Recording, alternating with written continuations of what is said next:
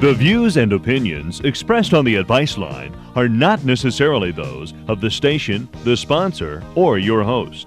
Advice is provided for informational purposes only. Advice line appearances are paid for by the participant. And good afternoon. I'm Bob Lewis, and welcome you back to another in our series of conversations with the doctors with the Summa Health System here in Akron. Our doctor today is Daniel Jackson. He's a rheumatologist with Summa Health. Good afternoon, Dr. Jackson.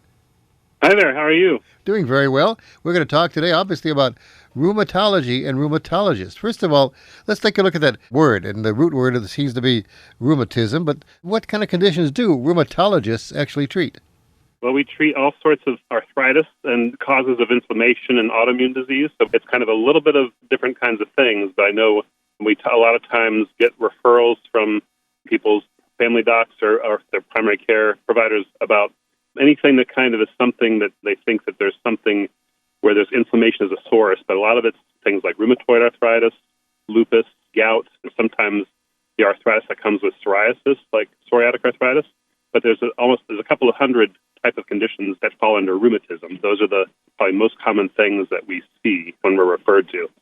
Ken, it's a very, very, very broad category that you have to take care of. Let's talk about some of these terms.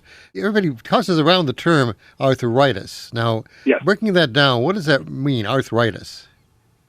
I think when people say arthritis, I know it's something that most of the time when people talk about arthritis in general, it's usually osteoarthritis, which is something where when people have kind of wear and tear in their knees or their hips or their back, and sometimes their fingers, it's something that can happen. It's about 15 to 20% of the population has some kind of symptoms of it at some point, and probably the majority of people get some degree of osteoarthritis over time. But the kinds of treatment for that can be something that we do can treat that, but it's also something that a lot of people, use other kinds of things as far as over-the-counter type medications or sometimes seeing orthopedic surgeons or sports medicine people. But we focus on more of they're less common, but they're still definitely out there, like rheumatoid arthritis, which is different than osteoarthritis, is something where there's an underlying inflammation and the joints kind of swell and get stiff in the morning, and they're usually worse after resting more so than after using them.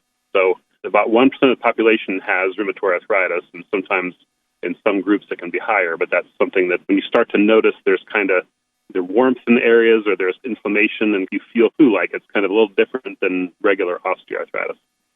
Now, these other kinds of arthritis, you talked about rheumatoid arthritis, not caused by simple wear and tear or age. Is there a cause for that they were aware of, a virus or some other activity? Well, what causes that?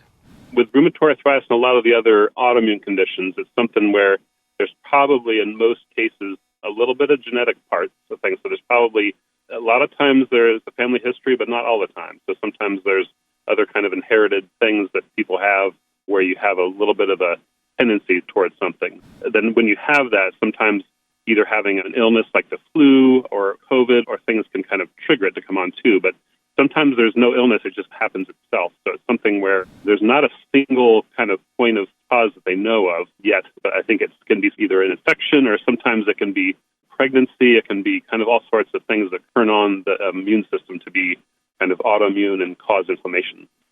You mentioned the word autoimmune in the immune system. Tell us how that works and what we mean while we're saying it's an autoimmune disease. It's something where normally your immune system's focused on treating bacteria, viruses, and kind of infections. And when you talk about autoimmune, the same things that your body does to fight infections is something where it's turned on, either a switch gets turned on or sometimes your body gets sensitive to its own materials. So people that have rheumatoid arthritis or lupus or psoriasis, there's something that your body's kind of its immune system that's usually used to fight outside problems is turned itself into being inflamed from your own self. It's something where the immune system's turned in the wrong direction, basically. So in other words, your body kind of gets mad at itself and tries to hurt itself for some reason. That's exactly it. The kind of things where we treat it, it's something where we want to make sure that whatever we do, if there's an autoimmune condition, that we don't cause the immune system, because we definitely don't want the immune system to shut off, but it's something where we want it to try to aim in the better direction. So sometimes when people have autoimmune diseases, a lot of times the immune system itself is overactive. So if we try some different kind of treatments that help to control the immune system or turn it in the right direction, it's something where you want to make sure that it's not making it too low. But a lot of times when people have autoimmune disease, their immune system is really active. So it's even when we're treating it, a lot of the time, it's something where the people who have it can still fight infections well. Now, let's ask some questions about what causes the actual pain of what we consider any type of arthritis.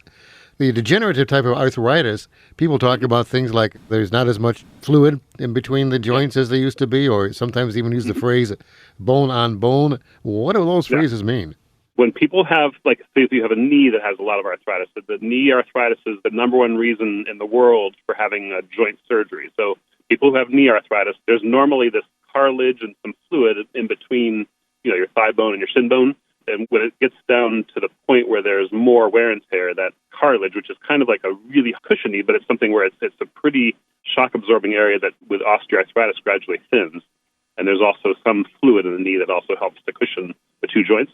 But when people have osteoarthritis, that process where they talk about being bone on an X-ray, that's something which is a sign of that cartilage over time kind of narrowing to the point where the two edges of the bones are meeting. And the pain that comes with that is from the two sides of the bone. If they lose the cushioning, they kind of get a little bit of a bruised feeling. So it's something where if you are normally able to walk, say, 20 minutes or so, because there's no cushioning there, you can only walk for a few minutes. So you can still usually bear weight on them, but it's something where when you lose that cartilage cushion over time, that's something that can cause a lot of the source for the pain. Now, rheumatoid arthritis, you said, causes inflammation. Where is the inflammation, and what's the cause of the pain, and what's being inflamed? Yeah, with rheumatoid arthritis, when you have, and it can be a lot of times in your hands and sometimes shoulders and knees and feet, it's something where when that pain comes, it's something where the cartilage could be fine, and it still has a lot of the fluid in there. It gets inflamed in the area around the fluid. It's called the synovium, which normally it's not that thick, but when you have inflammation, it gets kind of thick, almost like a sponge. It has a lot of the same inflammation that's all around your body when you have a virus or something where you feel like that flu-like feeling everywhere. That same chemistry of that inflammation is all in the area around the joint. So it's kind of a different location and a different source of pain. And that's something when you have it, it's painful, but it's also something that causes a lot of stiffness, which osteoarthritis can also cause, but it's almost like there's kind of warmth and fever to it rather than just the bone pain. Now, how do you diagnose which kind of arthritis it would be when someone just comes in complaining of pain? Yeah. First thing we do is we get a good idea of what you're experiencing, like something where, kind of how long it's been going on, what time of the day is the worst, what kind of things you've tried for it. And there are blood tests that are usually very helpful, but sometimes someone who has signs of rheumatoid arthritis and they don't have the blood tests that show it. There's a test called a rheumatoid factor that's usually elevated when you have rheumatoid arthritis, but not all the time. Specify, and there's other kind of blood tests we do to specify, to kind of demonstrate what kind of arthritis it is. Sometimes those other things like X-rays and occasionally MRIs we use sometimes also to diagnose it. But a lot of the most important things are just talking to you and seeing what you're going through and then looking at the joints themselves. Those are the most important things to do when we make the diagnosis. Now, for the osteoarthritis, I'd imagine that, again, in addition to asking the patient the symptoms and the like, those X-rays, those CAT scans would probably be the most helpful in showing what's going on in the joint. It definitely has to do with the whole picture of everything, too. So sometimes we can talk to somebody and look at them and say, well, it's something where we're pretty sure about what it is, but sometimes when you have the other things, as far as the CAT scans or labs and things, it sometimes makes us look more closely or look at it again. So it's something where we try to be as good as we can, but there's always reasons to go back and reconsider things. And that's true when we see people with autoimmune disease particularly. It's something where we get an idea when we see the first time we see the patient, but a lot of times it takes a few follow-ups to get the right course of things and the right evaluation as well. Now, you mentioned you also treat lupus, which is another autoimmune disease, but not the same as a rheumatoid arthritis. What kind of a disease process is lupus? Lupus is something that can come out as an arthritis, but it also has a lot of other things that it can affect. It can affect the skin with more rashes. Sometimes it affects the kidneys or the blood count. It can make people have problems with mouth sores or sometimes lose their hair. So it's a different autoimmune problem than rheumatoid arthritis. And it's something that can affect kind of a wide age range, but it's something that tends to be a little bit different in that it has more symptoms in areas outside the joints as well. So it's kind of something that you can get, sometimes you'll get a little pain around your ribs when you cough or other kind of things. The symptoms are more widespread than rheumatoid arthritis. At what age do the symptoms of lupus usually manifest themselves? Usually lupus, there's a large start of symptoms in people in their 20s and 30s, and then there's a second peak of people that come out with symptoms in their 50s and 60s too. So it's kind of something where it's a pretty wide age range. I mean, I've had patients where it came on when they were teenagers, and then I've had patients where it came on in their 70s. It's not as common as rheumatoid arthritis. It's probably about less than a tenth as common as rheumatoid arthritis, but it's something where it's definitely something that's out there, but it's definitely less common than rheumatoid arthritis. Now, I understand that more women are affected by lupus than men. Is that true? Yep. I think that's true for almost all the autoimmune diseases as far as women, just because of hormonal effects and because of some of the immune changes that happen with pregnancy. It's something that a lot of times a lot of autoimmune diseases are more common in women. There are a few exceptions. I know in people who have a different condition called ankylosing spondylitis, it's more common in men. But I think as they find out, that's something that happens in both, but it's more severe in men. But it's something where overall, that's one condition where men tend to get it more than women. Now, does this tend to be hereditary? With lupus, and that tends to be something that's definitely hereditary, like rheumatoid arthritis, where there's some of the background genetic conditions are probably run in families, but not everyone in the family gets it. It's usually something where if there's a family of 5 siblings, 1 or 2 usually will get it, but it's something where there are times when it really skips generations too, so it's not always predictable.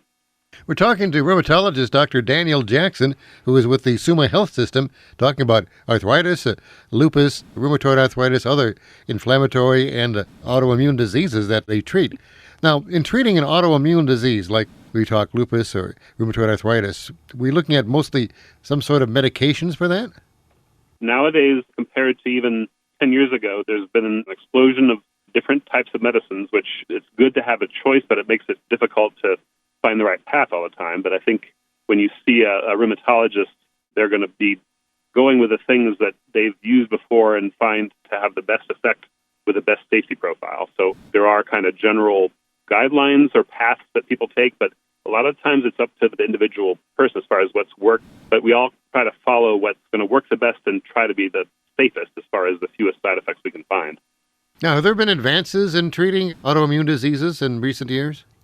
Yes, there's a lot of new types of medicines that we have with both rheumatoid arthritis, lupus, and other like psoriatic arthritis, where there's been a lot of new medications, they call them biologics, that are medicines that are engineered to really focus specifically on the sources of the inflammation. They're very strong medicines for the most part, and they're things that, unfortunately, a lot of them are newer, so they tend to be more expensive. But there are all sorts of ways. I know the specialty pharmacy that we have at Summa is excellent as far as finding ways to get things covered so that there's a reasonable cost or very low cost as far as having the coverage for them. So that we have a lot of resources for making things when we need them to be available. But there's still medications that we use that we really try to use in the case where we think they're going to offer the most benefit. So we don't use them in everybody, but I'd say probably almost half or maybe a little bit more than that of people that use them at some point during the course of their arthritis. Now, if those types of cases continue untreated, can the disease spread to other parts of the body and other vital organs? Actually, with either rheumatoid arthritis or lupus, there are things that if they're not treated, they are something that can affect, for sure, the joints, and they can cause problems with loss of use of the hands or the other joints that it involves. The inflammation that comes with it can cause other issues as far as a higher risk for heart disease. Strength-wise, as far as having your muscle strength, you can lose that when you have a lot of inflammation in arthritis. And I know the kind of inflammation that comes with ongoing lupus can sometimes affect the kidneys and the heart as well. So when we call them arthritis, it's something where that's a lot of times what they affect, but really the other parts of them, when the inflammation is uncontrolled, it can affect a lot more things than just the joints.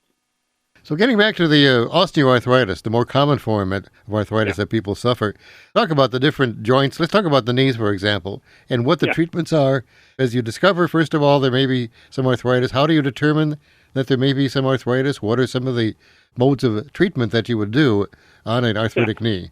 With knees, when you have a lot of knee osteoarthritis, it's something that I know from the beginning through even when people have surgeries, a lot of times the best treatment is going to be something where you're trying to maintain or bolster the muscles around the knee.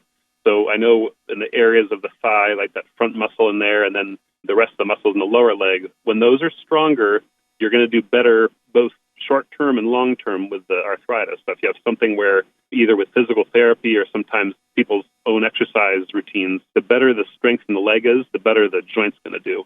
So first, if someone has some weakness in their leg at the beginning, that's something that a lot of times early on, physical therapy is very good. We try to use different, sometimes anti-inflammatories, but sometimes Tylenol, and if they don't work, we use other things that can help the joint pain, like sometimes injections, like steroid injections or cortisone injections, or sometimes we refer to sports medicine doctors or orthopedic doctors that use, they call them gel injections. It's a liquid that's trying to emulate the fluid that's already in the knee, which can sometimes be helpful too. When it gets to be the point where nothing like that is working, then sometimes we refer to orthopedic surgeons that sometimes will look at doing knee surgeries and things like that. That would include what, knee replacements if needed? Yep. Sometimes when it's early and it's something where there's problems with the parts of the cartilage in the knee, like the meniscus or the other ligaments in there, sometimes the less invasive surgeries like the arthroscopy, if there's a problem with the knee stability or the way it moves, sometimes those can be very helpful. But a lot of times when the knee is getting to the point where nothing else is working, the knee replacement is still, I think, a very good option, even though it's difficult to go through this. Of course, it's difficult to go through a knee surgery and the recovery, but when people do it, it's a very effective treatment when you have severe knee arthritis. Now, you mentioned for knee arthritis, osteoarthritis, that exercise could actually make it better. So the question I would have is that, so yeah, my knee hurts, but you mean it won't hurt it anymore if I exercise it? I might be concerned that, boy, if I try to, say, ride a bike or jog or something, will that make it worse, even though it may cause me some pain when I start to do it?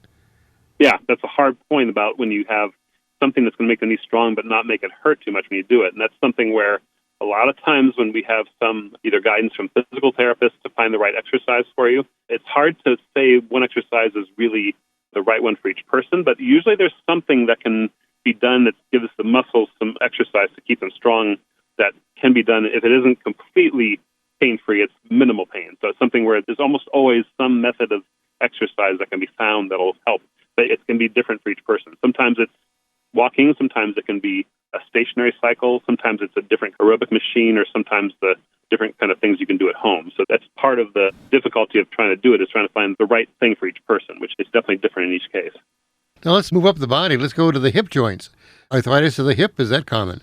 It's common. It's not as common as osteoarthritis of the knee, but it's a little more difficult to do the things like exercises that help the muscles, because there's a lot more muscles that are closer in the body, and it's hard to get those always to the point where it can help. But I think sometimes the same medications we use, like Tylenol or other anti-inflammatories, are good, and sometimes similar kind of injections like cortisone injections can be used, and they do it under X-ray because it's a deeper joint. But I know the referring to an orthopedist or having a possible surgery is also something that's there for the hip too.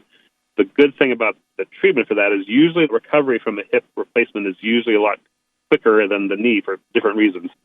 Going back up the body to the shoulder, bursitis. Mm-hmm. Is the bursitis a form of arthritis? Yeah, bursitis in the shoulder, usually it's a sign of the problem with the tendons around the shoulder, and it can cause bursitis around the edge of the shoulder there. Things we do around the knee is also true of the shoulder as far as keeping the muscles around there strong. I know injections for that bursitis and sometimes cold and other kind of treatments can be very good for that, for the shoulder.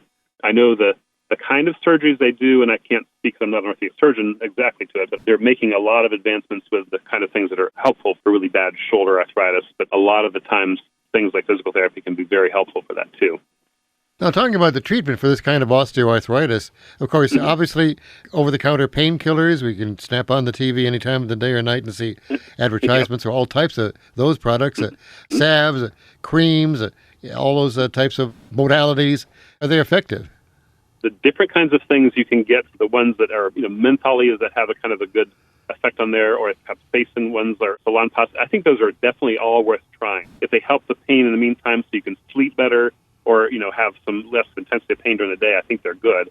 I know in some cases when people have arthritis in their knee or their hand, there's a topical anti-inflammatory called Voltaren gel or diclofenac gel, and sometimes that's helpful, but be careful that it's not something that would interact if you're on other medications such as blood thinners or things too. But it's available over the counter, and it's something that can be tried with those too. But overall, I think the topical ones that you see in the store or try from different areas, as long as it's something that's as a reasonable cost, I think most of them are effective and worth trying. Now, what about the alternative methods for arthritis that people talk about? Copper bracelets, electrostimulation, different type of things. Do they have worth? As far as copper bracelets or the copper fit gloves or things like that, we don't have a lot of evidence on papers. And I've had a lot of patients where they really can be helpful. I think particularly with hand arthritis or knee arthritis, sometimes the compression that they have with using those can be something to try. I think it's certainly something where if you can get it and it's not too expensive, I think it's definitely worth trying that way too. What about these other, like electric stimulation, other things like that? What about those? When people have a lot of either knee or back and sometimes shoulder pain, there's these other things called TENS units, and they're kind of like a surface stimulation where it gives you like a little feeling like someone's tapping their fingers on your skin. And sometimes in cases when the pain, nothing else is working, I think those are things that can be helpful for local pain relief.